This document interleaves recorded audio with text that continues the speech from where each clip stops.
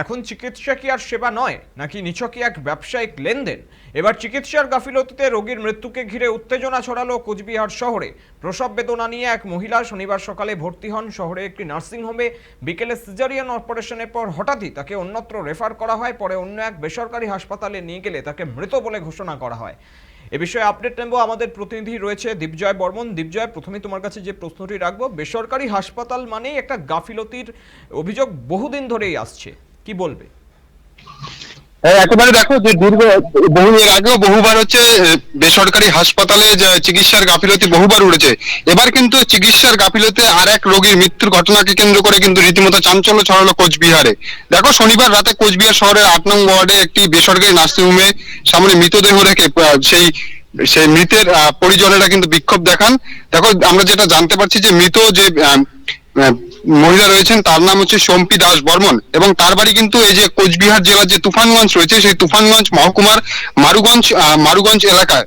দেখো, জানা যাচ্ছে যে প্রসব বেদনা নিয়ে শনিবার সকালে কিন্তু ওই নার্সিংহোমে তাকে ভর্তি করা হয়। বিকেলের দিকে তার সিজারের পদ্ধতি তো প্রায় শুরু করা হয়, কিন্তু তার অস্ত্রোপচারের পর হঠাৎ করেই তার যখন অন্যত্র কিন্তু সেই নার্সিংহোমের পক্ষ থেকে কিন্তু তাকে অন্যত্র রেফার করা হয় বলে এমনটাই অভিযোগ পরিজনের।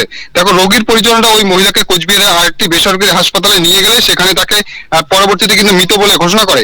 এরপরে রোগীর পরিজনেরা ক্ষোভে ফেটে পড়েন এবং সেই হাসপাতালের সামনে কিন্তু রীতিমতো বিক্ষোভ দেখাতে শুরু করেন। পরিস্থিতি সামাল দিতে পরবর্তীতে সেখানে পৌঁছায় কোচবিহারের কোতোয়ালি থানার পুলিশ এবং ঘটনাস্থলে পৌঁছে পরিস্থিতি নিয়ন্ত্রণে আনে এবং গোটা বিষয়টিকে খতিয়ে দেখছে। তবে এই বিষয়ে দেখো, মৃতার স্বামী যিনি রয়েছেন দেবব্রত বর্মা, তিনি কিন্তু অভিযোগ করেন যে সব টাকা মেটাতে হবে, এমনই বলা হয় কিন্তু হসপিটাল কর্তৃপক্ষের পক্ষ থেকে। দেখো, অস্ত্রোপচার চলাকালীন মাঝপথে হঠাৎ করেই তাকে বলা হয় যে 45,000 টাকা এবং 2 ইউনিট রক্তের জন্য তাকে 20,000 টাকা দিতে হবে। এরপরে কিন্তু সেই টাকাটা তারা দিয়েও দেন, কিন্তু তারপরেও কিন্তু তার সেই যে রোগী রয়েছেন তাকে কিন্তু বাঁচানো সম্ভব হয়নি। এই ঘটনা যে এই বেসরকারি নার্সিংহোমে বারংবার এই অভিযোগটা উঠছে, পুনরায় কিন্তু তার পুনরাবৃত্তি হলো এই কোচবিহারে। অভিজিৎ, ধন্যবাদ দীপজয়। আপনাদের আরো একবার জানিয়ে রাখি, একটি রোগীর মৃত্যুকে ঘিরে উত্তেজনা ছড়ালো কোচবিহার শহরে। প্রসব বেদনা নিয়ে এক মহিলা শনিবার সকালে ভর্তি হন শহরের একটি নার্সিংহোমে। বিকেলে সিজারিয়ান অপারেশনের পর হঠাৎই তাকে অন্যত্র রেফার করা হয়। পরে অন্য এক বেসরকারি হাসপাতালে নিয়ে গেলে তাকে মৃত বলে ঘোষণা করা হয়।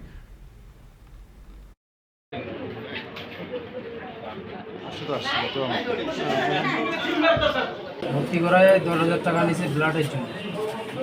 সেই ব্লাড আসলো বিকেলবেলা, সন্ধ্যাবেলা। মানে পেশেন্টের অবস্থা এতই সিরিয়াস, তবু ওরা ব্লিডিং হচ্ছিল, তবু ওরা এসে ওটিতে নিয়ে যায়। তারপর 4টের দিকে ওটিতে নিয়ে গেছে। 4টের দিকে নিয়ে যায়, 6টার দিকে বাইর করে দিচ্ছে। বাইর করে বলে যে এইখানে আর হবে না, ভেন্টিলেশন করতে লাগবে, সিলেতে নিয়ে যায়, নাহলে তোমার রোগী বাঁচবে। আপনারা সেখানে নিয়ে যান? হ্যাঁ, আমরা নিয়ে যাই। যারপরে বিল পেমেন্ট করে তারপরে নিয়ে যাই। কত টাকা বিল পেমেন্ট করেন? 45,000 টাকা নিয়েছিল, আর রক্তের জন্য 20,000 টাকা নিয়েছিল। তারপরে যখন আপনি নিয়ে রক্তের জন্য সকালবেলা নিয়েছিল 10,000, বিকেলবেলা নিয়েছিল। মানে এই টাকাটা কারা নিল? এখানকার করতো নাকি কোনো দালাল? রক্তের টাকা নিয়ে তো বেআইনি, মানে সেটাও নিয়েছিল? হ্যাঁ, নিয়েছি। যখন শিলাতে গেলেন তারপরে কি হলো? যখন শিলাতে গেলাম তারপরে ডক্টর দেখে বললো যে পেশেন্ট নাই, আগেই মারা গেছে। আচ্ছা, কোন ডাক্তার ছিল? কোন ডাক্তার? ডক্টর অমিত শ্রীবাস্তব। তারপর ডাক্তারের সঙ্গে পরে কথা বলেছিলেন আপনারা? ডাক্তার সাথে তো ওই যে এখন আমি তো ওই পেশেন্টের সাথে ছিলাম, ডাক্তারের সাথে কথা বলবো, ওরা আমি কি মনে হচ্ছে কি কারণে আপনার পেশেন্ট মারা গেল? ডাক্তারের গাফিলতিতেই মারা গেল। আমি এই যে একটা ছেলেকে ফোন করেছিলাম, এই ছেলেটা এখানেই আছে, ও ব্লাড দিতে আসতে চাইছিল, ঠিক আছে। ও বলে ওর স্যাম্পল নিতে করতে অনেক লেট হয়ে যায়। এই ছেলেটা 10,000 টাকা দেন, আমরা তাড়াতাড়ি ব্লাড। এখান থেকে বলা হয়েছে? হ্যাঁ, এখান থেকে বলা হয়েছে। এখানে যথারীতি তাদের সঙ্গে ডাক্তারের সঙ্গে আলোচনা করার পরে ডাক্তার এখানে ভালোভাবে সম্পূর্ণভাবে মানে কমপ্লিট করবে, এবং মেয়ের বাবার সঙ্গে যে পেশেন্টের বাবার সঙ্গে কথা বলার পরে সে ডাক্তার কথা বলার পরে তারপরে ভর্তি নিলেন। ভালো ব্যবস্থা আছে। এরপর যখন ভর্তি হয়ে গেল, ওটিতে নাকি 2 ঘন্টা লাগলো সময়। ওটি করতে 2 ঘন্টা লাগলো এবং ওটি চলাকালীনে ওদের পেমেন্ট নেওয়ার তাল ছুটে গেছে, মানে তাল হয়ে উঠে গেছে আর কি। এইগুলো করতে করতে পেমেন্টটা তাড়াতাড়ি করে নেওয়ার পরে সঙ্গে সঙ্গে বললো যে রেফার হয়ে গেছে আপনাদের রোগী। ওদের যে একটা মেয়ে হলো না ছেলে হলো সে কোনো খবরে দেয়নি, প্রথমে কোনো খবরে পাওয়া যায়নি। তাড়াতাড়ি করে ওরা শেষ পর্যন্ত পেমেন্টটা নিয়ে তাড়াতাড়ি রেফার করে দিয়ে দিল শিলাতে, এবং শিলাতে পৌঁছানোর পরেই ওখানে ডাক্তারবাবু দেখে বলে যে আপনার পেশেন্ট মৃত।